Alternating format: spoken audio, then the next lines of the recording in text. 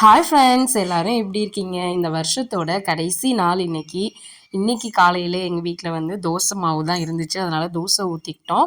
அப்புறம் தக்காளி சட்னி, தேங்காய் சட்னி வச்சு சாப்பிட்டாச்சு. மிளகு ஜீரகத்தூள் வந்து ஸ்டாக் இருந்தது, காலி ஆயிடுச்சு. அதனால் திரும்ப வந்து அரைச்சி பாட்டிலில் ஃபில் பண்ணி வச்சேன். இந்த மிளகு ஜீரகத்தூள் இருந்துச்சுன்னா நம்ம பொரியல்லாம் பண்ணும்போது, வாழைக்காய் பொரியல், உருளைக்கிழங்கு பொரியலுக்கெல்லாம் போடும்போது நல்லா டேஸ்ட்டாக சூப்பராக இருக்கும். முட்டை தோசைக்கு முட்டை மேலே தூவிக்கலாம், முட்டை பொரிக்கும் போது போட்டுக்கலாம், முட்டை ஆம்லேட் போடும்போதும் போடலாம்.